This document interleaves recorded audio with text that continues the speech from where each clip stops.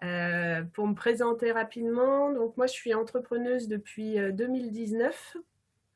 J'ai d'abord démarré sur un tout autre projet, puis je me suis formée au coaching et ça a été vraiment une vraie rencontre pour moi.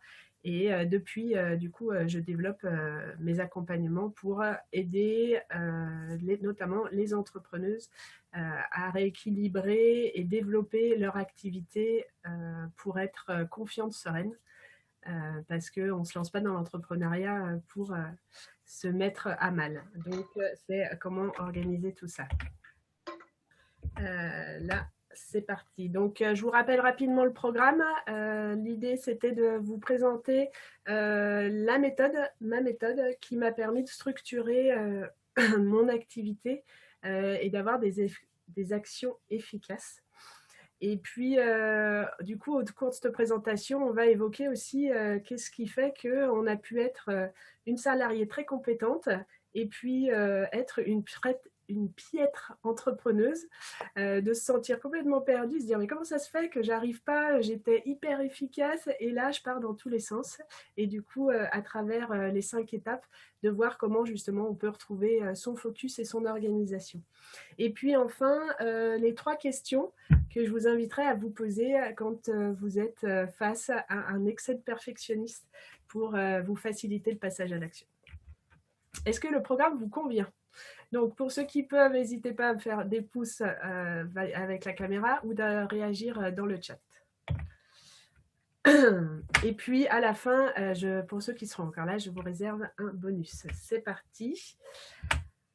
Avance, hop, on est... Donc en fait, j'ai fait plus de 50 audits d'entrepreneuses et j'ai constaté un problème récurrent. Seulement très peu arrivaient à équilibrer les différents pans de leur vie. Beaucoup étaient sujettes à une surcharge mentale, perte de confiance, stress. Un tableau pas forcément très glorieux et pourtant elles se sont lancées dans quelque chose qui les fait vibrer et je trouve ça tellement dommage qu'elles en perdent leur bien-être. Je ne sais pas si c'est votre cas, mais du coup, les personnes que j'ai interviewées, et ça a été mon cas quand je me suis lancée, elles décident de tourner une page et elles sont un peu perdues de savoir comment elles remplissent cette nouvelle page, comment elles organisent leur temps.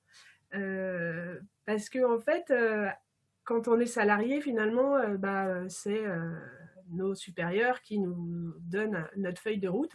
Et là, on se lance et on a l'excitation de dire waouh, je vais enfin m'aligner, faire ce que je souhaite. Et puis en même temps, on a l'impression à des moments de se retrouver au bord du précipice et se dire ah ouais, mais qu'est-ce que je mets dans cette feuille de route? Comment je m'organise? Où est-ce que c'est important de mettre mes actions? Je ne sais pas si ça vous parle ou pas.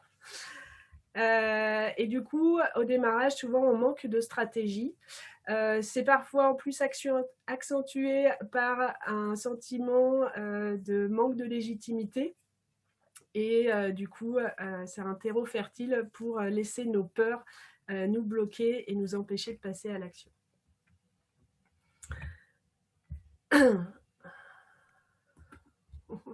Tout à fait. Coucou le syndrome de l'imposteur.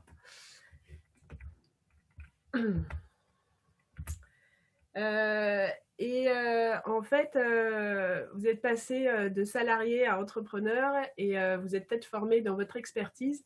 Malheureusement, il n'y a pas de formation qui nous apprend à trouver sa légitimité et c'est par l'expérience qu'elle s'acquiert. Mais du coup, pour gagner en confiance, moi ce que j'ai constaté, c'est que le passage à l'action favorise et c'est un cercle vertueux, c'est-à-dire plus je passe à l'action, plus je prends confiance, plus j'ose des actions audacieuses et c'est comme ça que j'arrive petit à petit à mettre en place ma structuration et développer mon activité. vous êtes peut-être aussi face à un manque de confiance qui s'actionne et des peurs du coup qui vous bloquent. Et puis le manque de stratégie que vous pouvez avoir au début rend difficile pour vous d'être focus, de trouver vraiment l'endroit où vous voulez aller, et ce qui fait que vous pouvez avoir tendance à l'éparpillement. Vous avez Quand on se lance au démarrage, on a envie de tout faire. On a envie d'aider tout le monde, on a plein d'idées. Et ça accentue souvent le risque d'éparpillement parce que on va un peu dans tous les sens et finalement, on n'avance rien vraiment jusqu'au bout. Et ça nourrit le manque de confiance et ça accentue le manque de légitimité. Donc, la conséquence, j'ai déjà commencé à l'aborder et David m'a devancé. Bienvenue, syndrome de l'imposteur. Il faut savoir que syndrome de l'imposteur, ça touche énormément de monde. Même des gens qui réussissent très bien, à des moments, vont être rattrapés par leur syndrome de l'imposteur. Donc, ce n'est pas une fatalité, mais c'est comment on fait pour s'en libérer le plus rapidement possible, et surtout que ça ne nous fiche pas sur place et que ça ne nous empêche pas d'avancer. Et puis, il y a, je ne sais pas si vous vous retrouvez à cet endroit-là et ça vous fait, c'est se dire, en fait, quel chemin j'emprunte, quelle voie je vais. Il y en a plein. Et puis, par moment, du coup, la peur de dire, oui, mais si je fais le mauvais choix, qu'est-ce qui va se passer? Donc, des fois, un manque d'une vision claire de votre activité. Et du coup, des difficultés à trouver vos repères. La conséquence, vous aimez cette liberté que vous vous êtes offert en vous lançant dans l'entrepreneuriat, mais vous pouvez être déstabilisé justement par toute cette liberté, avoir du mal à l'apprivoiser. Et du coup, c'est comment je retrouve un équilibre dans cette nouvelle page que j'écris. Et puis, vous avez peut-être aussi la sensation de faire des choses, mais de passer beaucoup de temps et que finalement, vous n'avez pas le fruit de ce que vous entreprenez. La culpabilité aussi de dire non, mais je ne vais pas prendre du temps pour moi parce que je ne gagne pas encore assez, et passer beaucoup de temps derrière à développer votre activité, mais sur des actions parfois inefficaces, et du coup, vous mettre en surcharge, de vous dire mais comment je vais faire, parce qu'être entrepreneur, c'est pas juste être compétent dans mon expertise, c'est plein de métiers à la fois, et comment je m'y retrouve là-dedans. Alors, pour trouver votre organisation, vous avez peut-être déjà essayé un certain nombre de choses. Vous avez peut-être fait des ateliers ou des formations. Moi, je vois quand je fais partie d'une coopérative d'entrepreneurs, et donc j'avais suivi tous les ateliers, fixer son prix, définir son persona, gérer son activité, le marketing digital, et j'en passe. Et pour autant, j'arrivais pas à emboîter les pièces de mon puzzle. J'arrivais pas à trouver une fluidité dans mon quotidien. Vous avez peut-être aussi appliqué des techniques de gestion du temps, planifier des blocs dans votre agenda, sans résultat très probant. Vous avez peut-être également lu des livres sur l'entrepreneuriat où on vous explique, et pour autant, toujours, vous ne vous sentez pas satisfait dans la manière de développer votre activité et de structurer votre temps au quotidien. Vous avez peut-être créé votre site internet, et blablabla, et j'en passe. Mais tous les résultats que vous avez obtenus ont été décevants ou trop faibles et vous ont pas permis de pérenniser réellement votre activité. Et pour moi, ces pratiques, elles ne fonctionnent pas car les fondations de votre activité sont encore trop fragiles. Le socle de votre activité, c'est vous. Vous, sans vos croyances limitantes et sans vos freins. Et c'est pour ça que pour moi, j'ai la conviction, et ça s'est révélé pour moi, et ça se révèle aussi pour les personnes que j'accompagne, que si vous êtes bien aligné avec qui vous êtes, que vous avez défini une vision claire de ce que vous souhaitez, que vous avez mis l'organisation qui permet d'aller vers votre vision, vous avez une stratégie pour développer votre activité, et ainsi retrouver sérénité et d'équilibrer tous les pans de votre vie. Est-ce que ça vous parle pour l'instant, ce que je vous partage ou n'hésitez pas à me dire, n'hésitez pas à m'interrompre, à poser des questions aussi si vous avez. On n'est pas nombreux, donc profitons-en. Du coup, ce que j'ai constaté, c'est qu'en créant une organisation de votre activité, ça va vous permettre de développer en fait une stratégie qui vous correspond. Vous allez aussi gagner en confiance.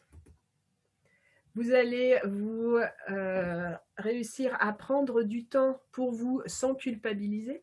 Parce que alors ça aussi, on est champion là-dessus. Vous passerez plus facilement à l'action et du coup, vous aurez des résultats plus rapides. C'est mathématique. Plus on agit, plus on a des retours. Et surtout, vous aurez aussi réussi à développer votre posture entrepreneuriale et vous saurez dire non. Ainsi, vous aurez gagné en bien-être et envisagé l'avenir plus sereinement. Nous allons voir en détail qu'est-ce que je mets derrière ma méthode, mais avant, j'aimerais vous dire quelques mots sur mon parcours à moi. Donc, comme je vous disais, j'accompagne les femmes entrepreneurs dans leur organisation pour développer leur business avec confiance et sérénité, et même si elles se sentent débutantes ou si elles se sentent les reines de la procrastination. Il n'y a rien qui n'est insoluble.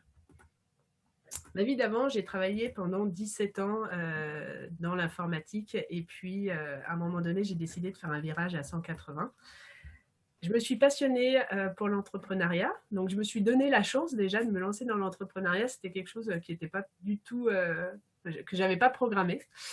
J'ai rejoint une coopérative d'entrepreneurs et découvert des communautés d'entrepreneurs pour recréer mon réseau. Je me suis passionnée pour le marketing digital et tout ce qui était les applis de productivité. Je suis montée en compétences et surtout j'ai itéré en fait, donc réaliser des actions, analyser et en refaire d'autres pour faire qu'à un moment donné j'obtienne les résultats que je souhaitais. Mais dans tout ça, il y avait un nombreux tableaux. Je découvre au bout d'un an que je suis en train de me noyer. Je ne pense plus qu'à mon activité. Je passe tout mon temps dans mon activité. Et j'étais quelqu'un de très curieux. Et bien, les fois où je me freinais à me dire non, ça suffit, maintenant fais autre chose, j'en arrivais à plus savoir quoi faire d'autre et je me suis rendu compte qu'on peut très vite être complètement absorbé par son business. Du coup, j'en avais de la culpabilité vis-à-vis du temps que je passais avec ma famille et je me suis dit, si je continue comme ça, c'est retour à la case burn-out. Et donc ça, c'était pas possible pour moi.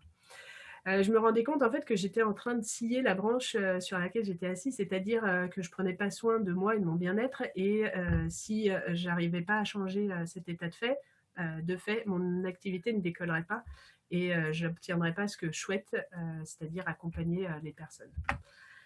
Donc j'ai pris 3 décisions radicales pour me remettre sur les rails. J'ai décidé déjà d'équilibrer mieux ma vie pro et ma vie perso en travaillant mon organisation au quotidien. J'ai travaillé sur tout ce qui était mes croyances limitantes pour ne plus tomber dans leurs pièges. Et ensuite, j'ai décidé de me faire accompagner dans la vente et le SEO parce que je me suis dit, si tu demandes à tes clients qu'ils osent se faire accompagner, si toi, tu n'es pas capable de le faire quand on a besoin, c'est un peu l'hôpital qui se fout de la charité. Et de tous ces pas, de toutes ces expériences, j'ai mis au point une méthodologie pour structurer mon activité et j'ai décidé de la mettre à votre service aujourd'hui. Le but, c'est de vous faire gagner en confiance pour conserver votre bien-être et équilibrer les pans de votre vie, sans être une pro de l'organisation. Ce qui a marché pour moi, je souhaite le transmettre aujourd'hui à mes clientes en les guidant pas à pas pour implémenter la méthode. Mais venons-en à la méthode. Alors, elle est en 3 étapes. La première étape, c'est vraiment de faire travailler un état des lieux de où vous en êtes, comment vous structurez aujourd'hui vos journées, comment vous avancez, quelles sont vos réussites, les choses qui ne fonctionnent pas. et d'aller travailler la vision, vos objectifs et comment vous travaillez vos journées, quelle est votre structuration. Ensuite, le deuxième point, c'est d'aller travailler vos mécanismes et vos fonctionnements. Donc là, c'est vraiment plus en lien avec les croyances, les représentations qu'on a.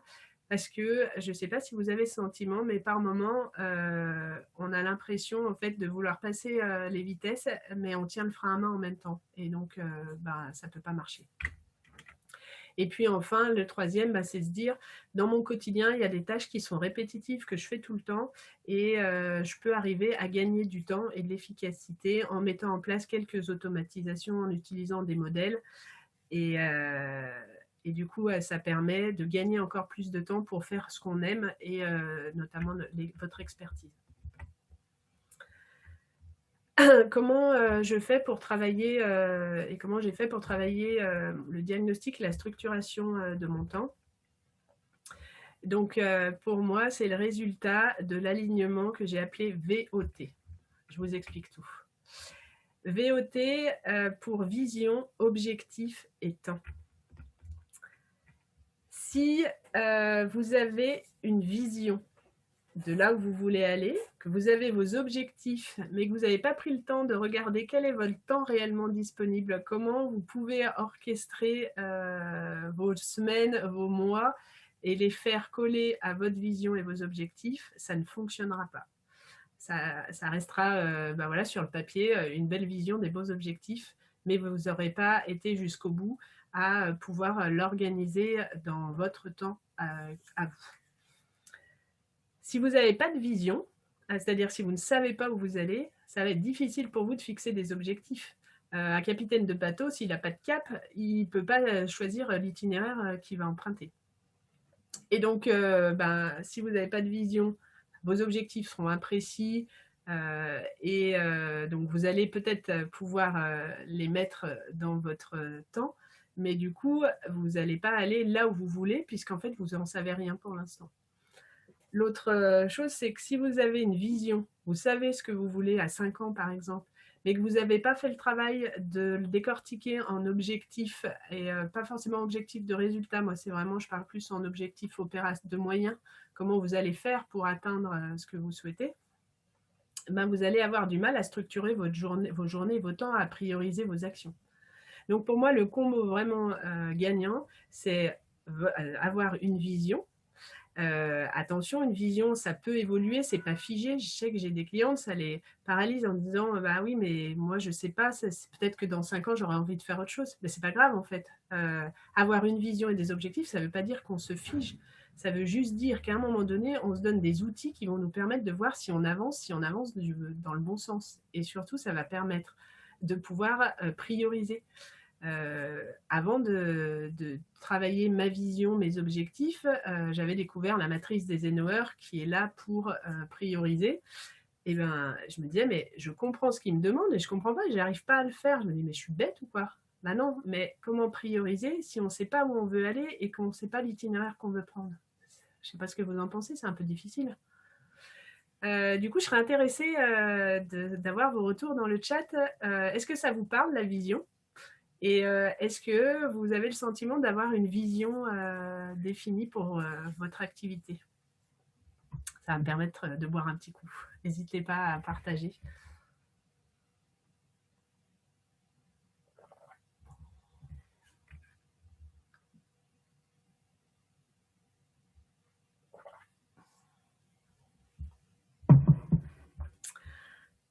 Alors, pas de réponse. Soit ça veut dire que ça ne vous parle pas du tout, soit ça veut dire que bon, la vision, vous savez peut-être pas encore trop où vous en êtes. Et vous inquiétez pas, il n'y a pas de bonne ou de mauvaise réponse. Et on est dans un cadre bienveillant, enfin vraiment pas pour juger. Donc David, tu ne t'autorises pas à y aller. Alors ça, ce qui va, pour rebondir sur... ça sera le deuxième chapitre qui va vraiment, je pense, t'intéresser. Je poursuis. Du coup, mais là, je vais passer vite parce que je voulais déjà un peu expliquer. Donc, pour moi, vraiment, ce que je donne à mes clients, c'est au démarrage, je les accompagne pour qu'elles arrivent à définir leur vision. Ensuite, on fait un gros travail sur définir des objectifs, concevoir des objectifs et surtout des objectifs à son service. On est un certain nombre à pouvoir avoir été malmenés par les objectifs dans notre vie en tant que salarié. Et du coup, quand on se lance à son compte, il y a quelqu'un que j'ai accompagné qui me dit « Ah, mais moi, je veux plus qu'on me parle d'objectifs. Ça. » Et donc, ben voilà, c'est un travail de se dire qu'est-ce que c'est qu'un objectif et surtout un objectif à son service. J'ai aussi beaucoup d'entrepreneuses que j'ai rencontrées qui disaient bah non mais c'est trop tôt pour me fixer des objectifs parce que dans leur tête c'est seulement des objectifs de niveau de chiffre d'affaires. Un objectif ça peut être tout autre. Un objectif c'est en gros une boussole qui va vous permettre à un moment donné de vous retourner et de dire ah bah là j'ai avancé, j'ai franchi un pas de plus, ou à l'inverse j'ai pas réussi à franchir ce pas là, et ça va vous donner des indicateurs pour aller gratter de savoir qu'est-ce qui se passe. Peut-être que l'objectif n'était pas assez bien défini, peut-être que ben, finalement vous êtes trompé, vous avez cru que c'était un objectif qui était bon à mettre en place maintenant, mais non, c'était trop tôt. Voilà, l'objectif, c'est pas pour se dire on est bon, on est mauvais, enfin, sortir de ça. L'objectif, c'est juste une boussole qui va vous permettre de voir que vous êtes sur le bon chemin et que vous avancez. Et puis enfin, vraiment l'importance de travailler son rapport au temps. Je croise plein de gens qui disent ah mais j'ai pas le temps. Ok, t'as pas le temps, mais en fait de quoi est constitué ton temps? Comment fais-tu pour définir ce que tu souhaites mettre dans tes journées? Et donc là, on va travailler vraiment sa représentation au temps et quelle est la journée idéale qu'on souhaite faire pour que, en fait, à la fin de chaque journée, à la fin de chaque semaine, on ait un sentiment de satisfaction, de se dire ok, j'ai fait ce que je souhaitais, et pas le sentiment de culpabilité en disant ah la semaine est passée, j'ai rien foutu, parce qu'en fait on fait jamais rien. Mais peut-être ce sentiment-là est lié parce que la vision n'est pas claire, les objectifs non plus, et du coup vous avez fait plein de choses, vous vous êtes éparpillé, mais du coup vous n'avez pas fait ce qui était utile et urgent aujourd'hui pour votre activité. Est-ce que ça vous parle ? Et c'est pour ça que j'ai souhaité mettre dans mon accompagnement ce chapitre que j'ai appelé mécanisme et fonctionnement, parce que j'ai vu sur le marché, je vois dans les accompagnements que j'ai pu voir, par exemple par les chambres d'industrie et de commerce, ou encore même par ma coopérative d'entrepreneurs, on nous donne plein d'outils, mais on oublie d'aller nous faire travailler un peu en introspection pour mettre en évidence nos représentations, nos schémas de fonctionnement et nos croyances. Alors attention, hein, l'idée, c'est pas de se faire une psychanalyse, mais moi j'ai identifié quelques domaines où si on n'a pas été travaillé, si on ne s'est pas un peu questionné, c'est vraiment du questionnement, et ben on s'auto-sabote facilement, on se tire une balle dans le pied tout seul. Et parce que oui, nous sommes notre pire ennemi. Souvent, je souris avec mes clientes en me disant mais là, est-ce que tu te rends compte que si ton patron te demandait ça, direct tu l'emmènerais au prud'homme. Donc voilà, c'est prendre un peu conscience de tous nos schémas. Et pour ça, pareil, là, 3 étapes. La première, c'est travailler les représentations dans 4 domaines. Le rapport à l'argent, parce que quand on est entrepreneur, inévitablement, on doit vendre ses produits, ses prestations. Et si on n'a pas travaillé son rapport à l'argent, si on ne sait pas où on en est par rapport à l'argent, ça peut être très compliqué affirmer ses prix, faire ses devis. Moi, j'ai vu vraiment la différence entre avant, quand j'étais en prospection, et aujourd'hui, par rapport à l'annonce d'un prix, à faire des devis. Et ça a changé du tout au tout, mais ce qui a changé, en fait, c'est ma posture. Et grâce à ce travail-là. L'autre domaine, c'est son rapport au travail.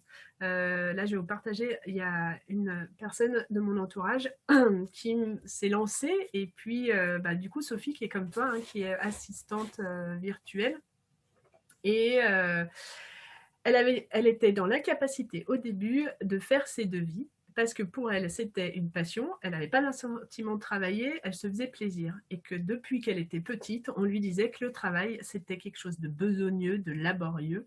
Du coup, bah, elle, vu qu'elle n'avait pas ce sentiment-là, elle se dit, bah non, mais je ne peux pas les faire payer, quoi, je ne travaille pas. Et donc, c'est le fait de travailler sa représentation qui lui a permis de se dire, bah si, le travail, ça peut aussi être quelque chose d'épanouissant, dans lequel on se fait plaisir, quelque chose qu'on aime. Et ça a changé du tout au tout sa manière de pouvoir faire ses devis.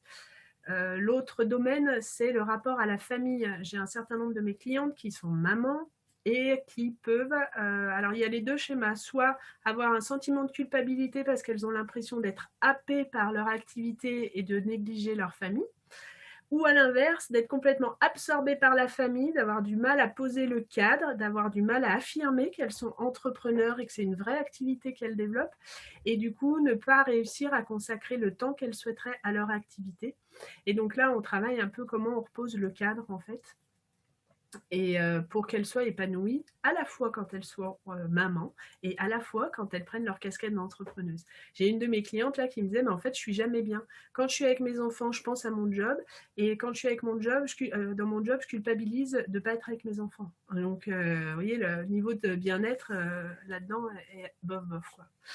Et le dernier, c'est le rapport aux autres.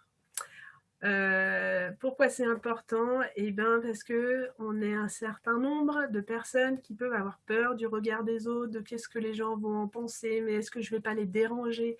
Toutes ces représentations-là, toutes ces croyances font qu'on a du mal à passer à l'action. Et donc, du coup, on travaille ensemble pour que le passage à l'action soit facilité et que nos pensées, parce que oui, toute la journée, on est finalement souvent avec nous-mêmes et nos pensées dans nos têtes ne nous empêchent pas à passer à l'action. Et c'est pour ça qu'on travaille à décrypter les peurs. Qu'est-ce qui se cache derrière la peur et comment faire pour avancer malgré la peur? Les peurs, c'est une émotion, ni positive ni négative, c'est juste une messagère, pardon. Et donc, bah, c'est comment on fait pour décrypter le message et ne pas rester bloqué dans sa peur. Et de fait de travailler ça, ça favorise le passage à l'action. Et du coup, c'est comment je fais pour me fixer des actions que je vais être en capacité de mettre en œuvre. Et donc là, on retrouve, sûrement, vous l'avez déjà entendu, la méthode des petits pas. Il faut savoir que quand on procrastine, pour moi, il y a deux facteurs. Soit c'est que la tâche n'est pas claire, on ne sait pas ce qu'on a à faire. Donc, on n'arrive pas à se mettre en action. Soit c'est que la tâche est trop, le pas à franchir est trop grand, et du coup, on n'arrive pas à y aller. Et dans ces conditions, c'est de se poser la question, si j'y arrive pas, est-ce que je peux pas encore redécortiquer cette action en plus petite action pour que l'action devienne tellement facile que je puisse pas aller faire autre chose.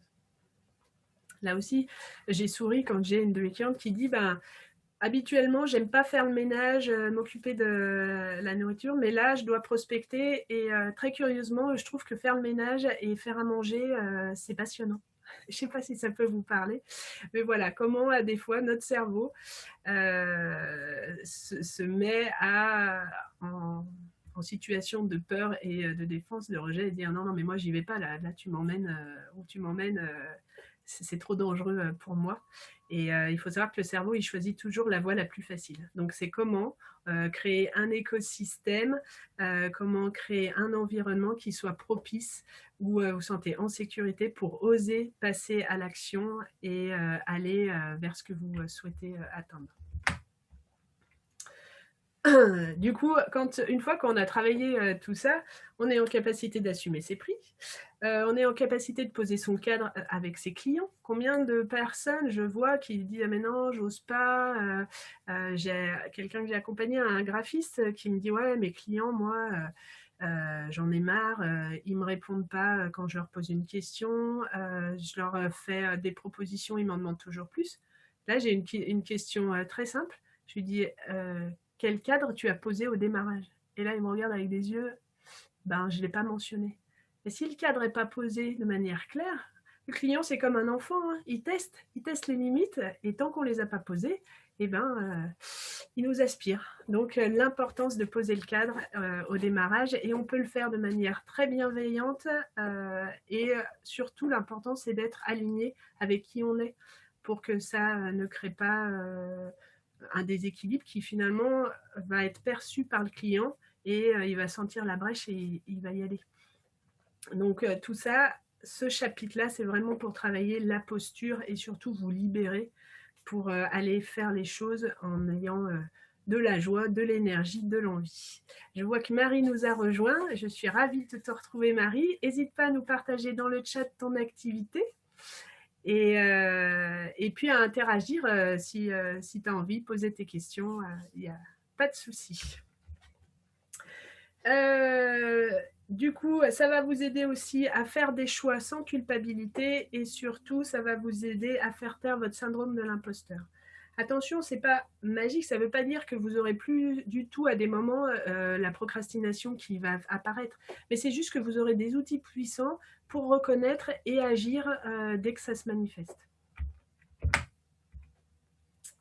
Alors, qu'est-ce qui vous manque après cela Eh bien, c'est de voir quels sont les endroits où vous perdez du temps.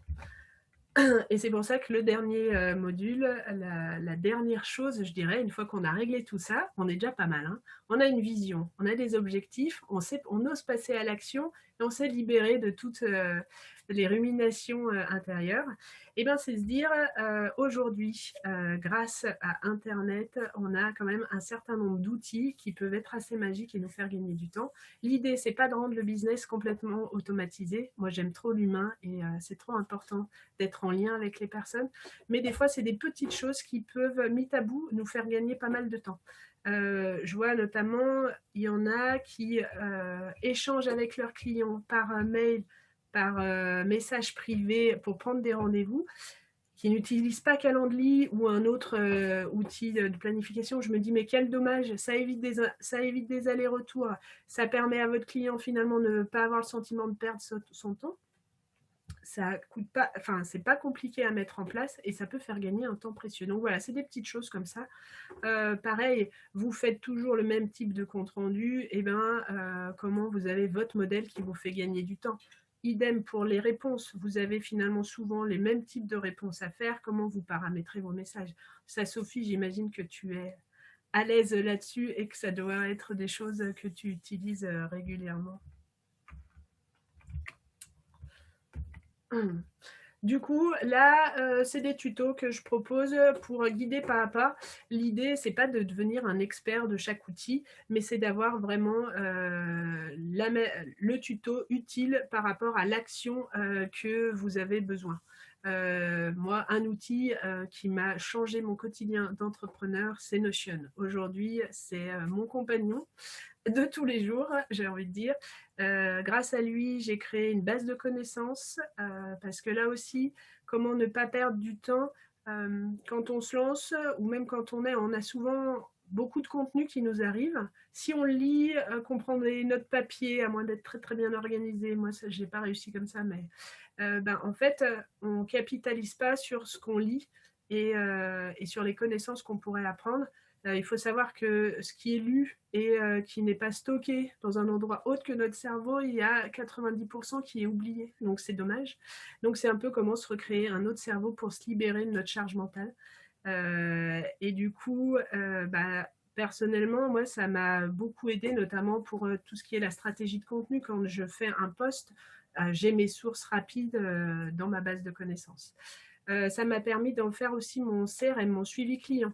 Ça m'a permis de faire mon calendrier éditorial. Donc voilà, c'est un outil qui est très complet, qui peut faire peur au démarrage. Je vois, j'ai une de mes clientes, elle me dit « ça a l'air compliqué ».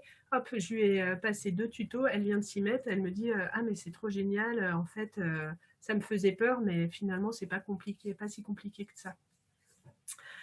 Alors, Trello, non, je dirais que c'est pas comme Trello. Moi, j'ai démarré avec Trello. Trello est plus limité, je trouve. Trello, j'y trouve très bien pour faire du suivi de projet, voilà. Mais vraiment pour stocker l'information en base de connaissances, on est vite perdu. Là, l'avantage de Notion, c'est que tu peux créer des bases de données, mais de manière très simple. En fait, tu as l'impression que c'est un tableau Excel, sauf que derrière, tu peux faire plein de tri et que dans chaque ligne, tu peux ouvrir une page où là, tu vas pouvoir remettre plus de contenu. Donc, c'est très puissant. Moi, je sais que Trello, je m'y perdais, en fait. Au bout d'un moment, je me suis rendu compte que plus j'allais stocker, moins j'allais m'y retrouver. Finalement, je n'aurais pas un gain de temps. Ce qui est très puissant aussi dans Notion, c'est qu'il y a une loupe où vous mettez le mot que vous cherchez, ça vous ressort dans tout Notion, là où où vous avez tapé ce mot-là, donc vous pouvez facilement retrouver l'information. SharePoint, alors dans mon ancien travail que j'ai fait, SharePoint, il utilisait, mais c'est pas un outil libre, si je me trompe. C'est Windows ou Microsoft, non, qui fait ça, Marie? Et du coup, bah, non, je dirais que c'est en... Ouais, voilà, Microsoft. Je dirais que c'est encore plus puissant parce qu'en fait, ça combine beaucoup de choses. On peut aller très loin avec Notion. On n'est pas obligé au démarrage, c'est bien de commencer simple, mais on peut aller très loin et c'est modulable. Enfin bon, si vous êtes intéressé, n'hésitez pas, vous pouvez m'envoyer un mail et j'avais fait une masterclass sur Notion et je peux vous envoyer le replay pour vous donner une idée si ça vous intéresse. Donc voilà un peu les outils qu'on peut utiliser. Zapier, pareil, je pense que c'est important d'avoir des tutos quand on se lance, c'est pour automatiser certaines tâches. Par exemple, vous lancez un sondage, vous souhaitez envoyer un mail automatique aux personnes qui ont répondu, bah, Zapier peut vous le permettre de le faire. Donc voilà. Donc pour cette partie sur l'automatisation, eh ben, dans un premier temps, on fait l'analyse de votre pratique. Donc voilà, allez regarder comment vous fonctionnez au quotidien, les choses où vous vous dites j'en ai marre, ça me prend du temps, et de vous poser la question, mais est-ce que là finalement je ne pourrais pas trouver quelque chose pour que ça aille plus vite? Ensuite, c'est découvrir quelques automatisations basiques et les mettre en œuvre dans son quotidien d'entrepreneur. Du coup, à la fin de ces 3 étapes, vous avez structuré votre temps, vous avez levé vos freins et vos croyances qui vous empêchaient de passer à l'action, et vous avez mis en place quelques automatisations pour gagner du temps. Donc pour moi, c'est vraiment ce cheminement qui m'a permis aujourd'hui de me libérer l'esprit, de prendre du temps et de pouvoir déconnecter vraiment de mon activité plus facilement, d'avoir confiance et de développer ce que je souhaitais. Qu'est-ce que vous pensez de cette méthode? Est-ce qu'elle vous parle aujourd'hui? Est-ce que vous avez l'impression de mettre en place déjà ça, ou qu'est-ce qui vous manque? N'hésitez pas à allumer vos micros si vous avez envie de nous les partager de vive voix, ou pour ceux qui n'oseraient pas, de les mettre dans le chat. Je serais intéressée de savoir ce que vous en avez pensé.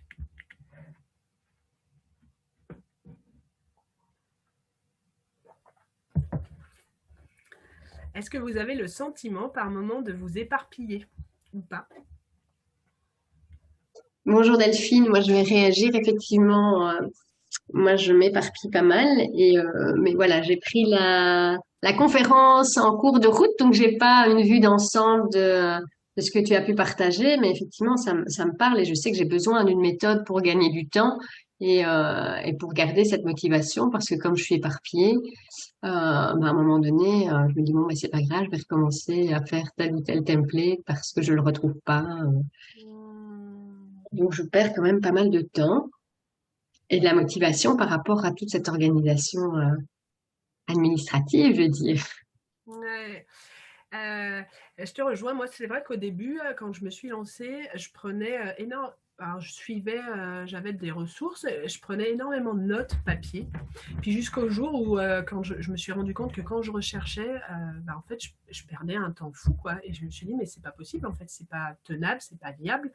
Et du coup, le fait d'avoir créé ma base de connaissances maintenant sur Notion, ça m'a permis de moins me disperser, parce que quand je tombe sur quelque chose mais que c'est pas le bon moment, je le stocke là et je sais que du coup l'information est pas perdue. Donc c'est bête, hein, mais mon cerveau, ça lui permet de le lâcher, parce que sinon il va rester accroché et ne pas être focus.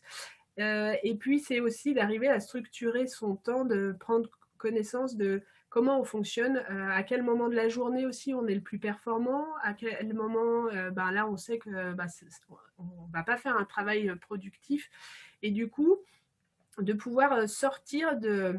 Quand on a été salarié, alors je sais pas, peut-être pas dans tous les métiers, mais il y a quand même beaucoup de métiers où voilà, on arrive à 8h, on repart à 17h, et pendant tout le temps, on est derrière son bureau, qu'on soit efficace ou pas.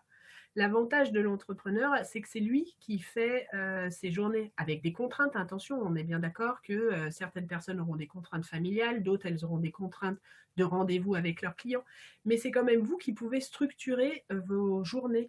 Et donc, si vous savez que, par exemple, de 14 à 15 heures, vous êtes devant votre ordinateur, ça ne sert à rien parce que votre cerveau, il est en digestion, et ben rien ne vous empêche de ne pas être derrière l'ordinateur et d'aller vous balader, parce que quand vous allez revenir, vous allez être ressourcé, ça vous aura dopé votre créativité, et que du coup, vous allez travailler 1 heure derrière qui vaudra l'équivalent de 2 heures. Donc c'est aussi ça, des fois, quand on démarre dans l'entrepreneuriat, qu'on a du mal à s'octroyer, c'est se dire des temps, de toute façon là, je suis derrière, ok, je me donne bonne conscience peut-être, mais c'est pas efficace. Et dans les faits, à la fin de ma journée, je vais me dire, j'ai passé 8 heures, mais finalement, il n'y a pas grand-chose qui est sorti. J'aurais mieux fait d'aller marcher 1 heure. Et donc, en plus, là, vous vous culpabilisez d'avoir pas osé le faire. Donc, en fait, c'est des schémas comme ça qui se mettent en place des fois et qui sont vraiment pas propices pour avancer, et qui entretiennent la perte de confiance, le doute parfois, et le syndrome de l'imposteur qui, lui, se fait un plaisir d'avancer. Donc, c'est vraiment comment je passe de salarié à chef d'entreprise, parce que même si on est tout seul, on est un chef d'entreprise, et de le faire de manière épanouie et changer d'état d'esprit, dans le sens où, quand on entreprend, c'est hyper important de passer à l'action pour pouvoir avoir des apprentissages et s'améliorer et itérer. Et c'est comme ça qu'on arrive à un moment donné à trouver ce qui nous convient. Mais quand on a les peurs qui s'actionnent, la perte de confiance, on a des difficultés à passer à l'action, notamment dans les actions qui seraient nécessaires pour passer au pas d'après. Et c'est ça qu'on travaille, que j'aime aussi accompagner, c'est de lever les freins. Et des fois, c'est magique, hein, quand j'ai des clientes. L'autre jour, j'ai une cliente. Alors, elle avait ce qu'elle appelle son crapaud, c'était il fallait qu'elle parte en prospection, mais l'idée de prendre son téléphone, c'était compliqué, et donc elle repoussait tous les jours, elle repoussait. Avec la séance qu'on a fait, elle a vu qu'elle avait d'autres manières de le faire, en fait, et une manière qui serait moins confrontante pour elle, et du coup, elle arriverait plus facilement à passer l'action. Et depuis, elle y a été, et même je l'arrête plus, en fait. Et donc, c'était ce premier pas qui était compliqué.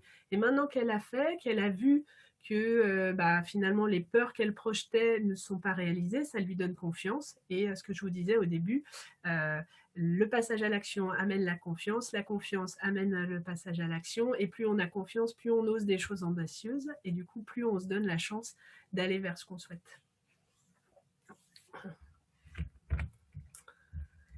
Pour les personnes qui le souhaitent, j'ai ouvert des créneaux de 45 minutes pour faire en fait un état des lieux de là où vous en êtes, et voir à travers la méthode que je vous ai partagée, quels sont les points finalement pour vous qui seraient utiles de mettre en place, comment l'implémenter pour vous.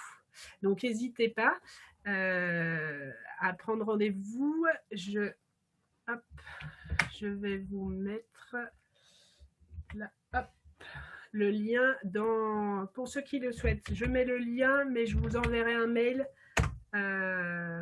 pour que vous puissiez prendre rendez-vous.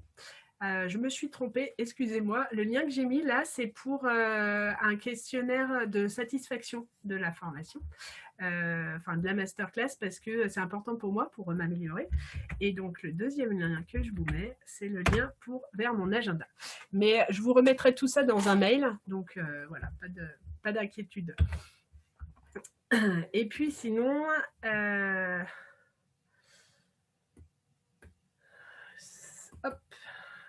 sinon, on en vient à mon bonus que je vous avais annoncé supplémentaire des 3 questions à se poser quand vous avez un excès de perfectionnisme, quand vous n'osez pas passer à l'action. Est-ce que ça vous parle, ça, des fois, de dire non, mais c'est pas encore assez bien, c'est pas fini, je suis pas prête, ou je suis pas prêt? Ça résonne en vous? Alors, du coup, je vais vous inviter à prendre quelque chose qu'il faudrait que vous fassiez et que vous n'avez pas encore fait. Est-ce que tout le monde a son idée? N'hésitez pas à me dire.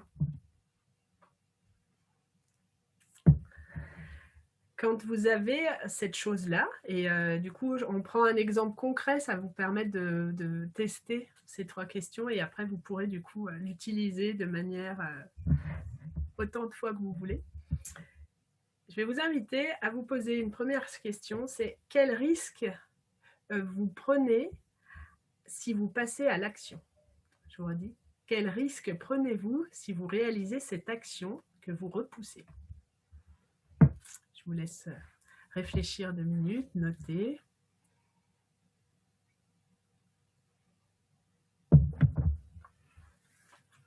La deuxième question, c'est quel avantage avez-vous à passer à l'action? Qu'est-ce que ça changera pour vous si vous faites cette action que vous repoussez? Et enfin, la troisième question, c'est quel est le coût de votre inaction? Le fait de ne rien faire, quel coût ça a pour vous? Je vous laisse quelques minutes pour réfléchir.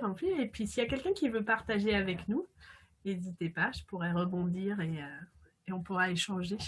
Alors, vous pouvez partager dans le chat ou allumer vos micros.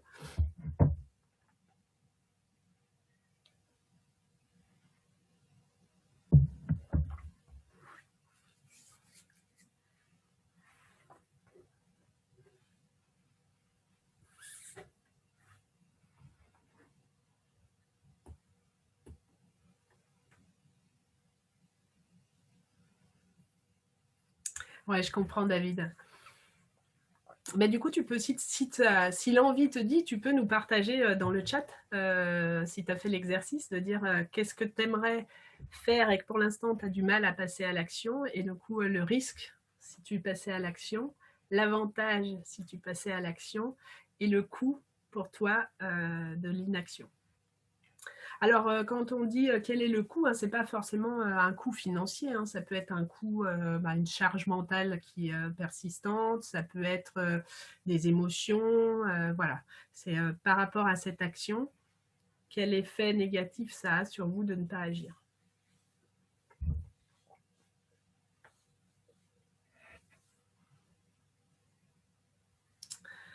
Ok, Marie. Et donc, ton action, finaliser ton site internet, quel est le risque pour toi de le finaliser?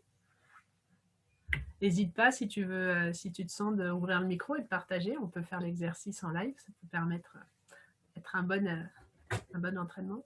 Ok, voilà. Donc effectivement, moi j'ai un site internet en cours depuis un bout de temps et je ne suis jamais satisfaite du site internet. Et le risque, c'est être visible ou ne pas mettre tout ce que je souhaite dans le site internet. Oui. Ok. Et l'avantage, quel avantage tu aurais à le finaliser et à le mettre en ligne? L'avantage, c'est qu'on sait ce que j'offre et quelles sont les offres, ce que je propose et du coup attirer des clients. Ouais. Et du coup, quel est le coût pour toi de cette inaction? Le fait de ne pas encore être passé à l'action en finalisant ton site et en le mettant en ligne, quel coût? C'est pas de clients, enfin peu de clients, c'est bouche à oreille. Et le coût, c'est aussi le coût, la charge mentale, parce que ça fait des mois que je me dis que je dois finir mon site internet et que je procrastine et que je remets et que je suis jamais satisfaite. Donc au niveau mental, ça a un coût effectivement. Et ça, souvent, on le sous-estime.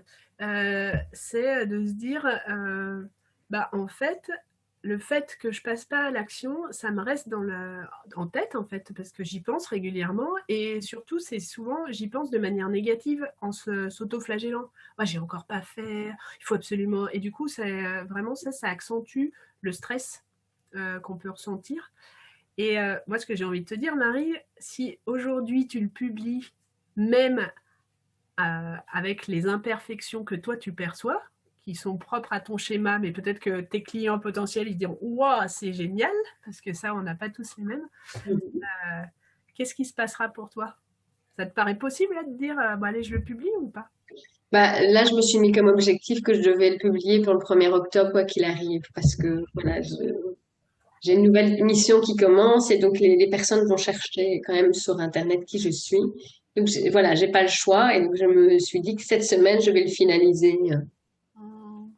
Et puis, dis-toi bien que en fait, ton site internet, il n'est pas figé, c'est-à-dire que tu pourras revenir à un moment donné, même qu'il soit en ligne, pour changer certaines choses, le faire évoluer. Moi, je vais te dire, et ça maintenant, c'est quelque chose que je déconseille à mes clients, j'ai fait mon site internet au démarrage, parce que, comme pour beaucoup, ça me donnait l'impression de pouvoir clarifier ce que j'allais proposer. Voilà. Dans les faits, j'aurais pu faire ce travail sans produire le site internet, j'aurais gagné du temps, mais bon, c'est comme ça, c'est mon expérience. Et aujourd'hui, mon site est plus aligné, en fait, j'ai cheminé, et du coup, presque maintenant, je ne dis pas mon site, alors j'ai pas honte, mais je me dis, ben non, mais les gens, ils vont être perdus. Donc en plus, dis-toi que plus dans le temps, ton site, il va évoluer, donc même s'il n'est pas parfait maintenant, bah, il aura le mérite d'exister, et il va peut-être, tu vois, en fait, tu perds rien, tu peux que gagner.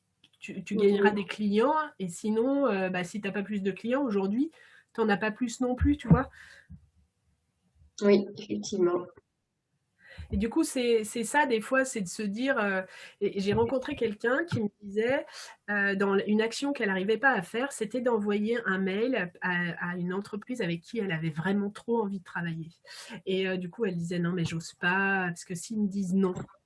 Et en fait, en échangeant, ce que je lui disais, je lui disais, mais en fait, le fait de ne pas le faire, ça équivaut à un non, en fait, parce qu'il ne se passera rien. C'est pas eux qui vont, si tu n'envoies pas ton mail, ils ne viendront pas à toi.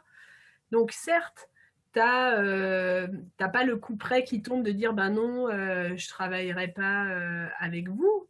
Mais donc, tu peux garder ton rêve de travailler avec cette entreprise. Mais dans les faits, ne rien faire équivaut à un non. Donc Oui, parfois, ok, le résultat peut peut-être être douloureux, mais j'ai envie de dire, là, vu qu'elle n'envoyait pas son mail, elle ne travaillerait jamais avec eux. Et ce que je lui disais, je lui dis, au milieu, enfin, en envoyant ce mail, tu peux avoir que quelque chose de plus que ce que tu as maintenant, en fait. oui, tout à fait. Et du coup, c'est ça, à des moments ces trois questions, moi je les trouve assez magiques, parce que ça nous permet de prendre du recul par rapport à la situation et de se poser des questions et de prendre conscience du coût que ça a, comme tu nous l'as partagé, de dire bah en fait ça me reste en tête et ça me donne une surcharge. Ben, et ça aide aussi à passer à l'action. Et là, après, l'autre question que tu peux te dire, c'est est-ce que derrière, quelle est la peur et est-ce que c'est peut-être que ce que je me suis fixé, c'est trop gros. Dans ton cas, ça, il semble pas que ça soit ça.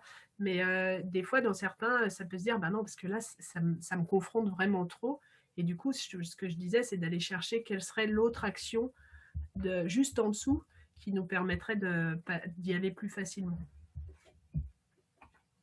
Ok, merci.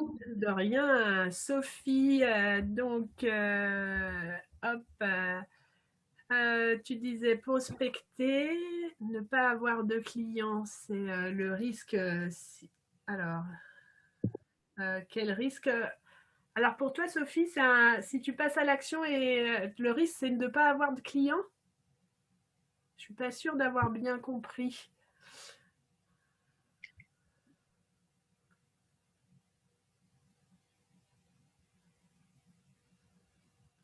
Euh, Pas de chiffre d'affaires, la charge mentale. Donc pour te répondre, Sophie, parce que je ne sais pas si ton micro marche ou pas, j'aurais envie de te dire aujourd'hui, euh, quel est ton frein pour prospecter? Est-ce que déjà, parce que prospecter c'est très large, est-ce que tu sais déjà comment t'y prendre pour prospecter?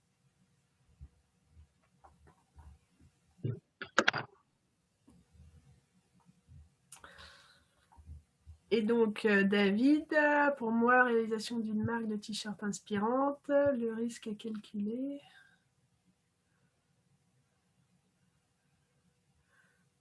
Voilà, réaliser cette marque, inspirer des personnes. Là.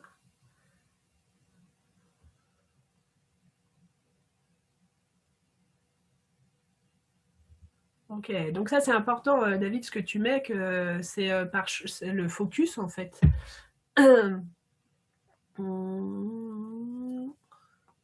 Donc, ce qui est dommage peut-être, c'est le coût, c'est la frustration et potentiel regret en fin de vie. Donc, moi, j'aurais envie de te poser la question, est-ce qu'aujourd'hui, ton focus, tu l'as positionné au bon endroit par rapport à toi et qui tu es? Parce que enfin, moi, je vois, pareil, j'avais plein d'idées, des choses que j'avais envie de faire. Et le fait d'être focus, ça m'a permis de les lâcher, mais je les ai lâchés sans frustration et culpabilité. Et du coup, parce que voilà, le sentiment de frustration et de culpabilité, c'est toujours embêtant et c'est pas des énergies très porteuses pour aller vers la suite.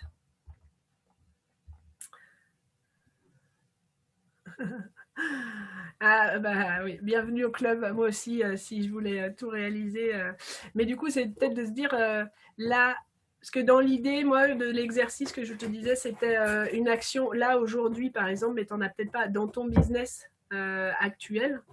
Et du coup, bah, si ça s'est sorti instinctivement, c'est peut-être que ça a plus d'importance que ce que tu laisses, enfin, que ce que tu as entrevu.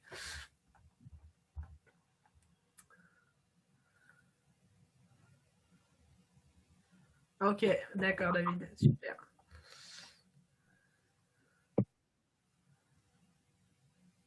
Ah, intéressant, c'est des choses qu'on travaille, Sophie, avec mes clientes. La peur du non, parce que derrière, c'est la peur du rejet. Donc peut-être travailler là-dessus, de se dire, bah oui, en fait, j'accepte que potentiellement j'ai un non. Et un non, ça ne veut pas dire que mon produit n'est pas bon, ça ne veut pas dire que ma compétence est remise en cause, ça veut juste dire que la personne, à ce moment-là, soit elle n'a pas fait le chemin pour être, euh, prendre ton service, ou c'est une personne qui c'est pas ta bonne cible. Voilà. Et en fait, quand ça quand on prend du recul par rapport à ça, ça permet de ne plus avoir peur du non. C'est-à-dire que quand la personne, elle te dit non, elle ne te rejette pas, toi, Sophie, et ton produit. C'est juste qu'à ce moment-là, vous n'êtes pas en adéquation et en phase, et du coup, c'est OK. Et puis, tu prends ton bâton de pèlerin, et puis tu vas vers quelqu'un d'autre. Alors, ça peut être, comment dire, j'ai perdu mon mot, ça peut être frustrant, ça peut être fatigant si on se prend que des portes. Mais j'ai envie de dire, pour que des portes s'ouvrent, il faut accepter que certaines portes se ferment. Donc vraiment, travailler sur le non, le mettre à sa juste place. C'est juste un non. Peut-être que la personne, bah, dans un mois, dans 2 mois, dans 3 mois, elle reviendra vers toi parce qu'elle aura cheminé. Et donc, vraiment, ne pas le prendre personnellement et comme un rejet.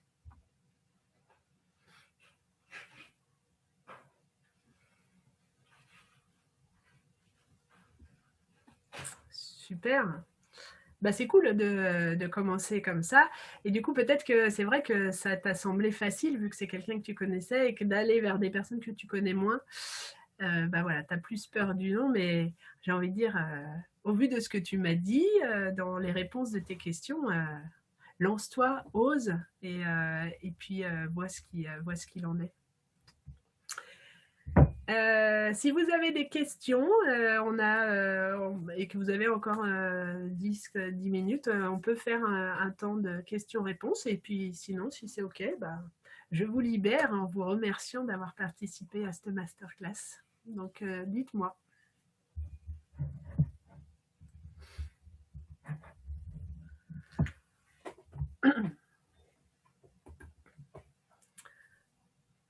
En tous les cas, je suis ravie.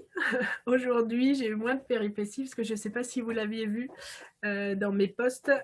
Celle que j'ai fait la semaine dernière, je n'avais pas d'électricité. Du coup, j'étais pressée. Je n'ai pas pu prendre le temps d'échanger avec moi, du coup, avec les personnes qui étaient présentes. Et surtout, on n'a pas pu réaliser le dernier exercice des 3 questions. Un exercice que j'aime bien et qui, je l'espère, vous aura été utile. Oui, merci. Eh ben, merci en tous les cas d'avoir pris le temps. Et puis, je vous renverrai un mail avec, si vous souhaitez prendre un rendez-vous pour faire une audit plus personnalisée.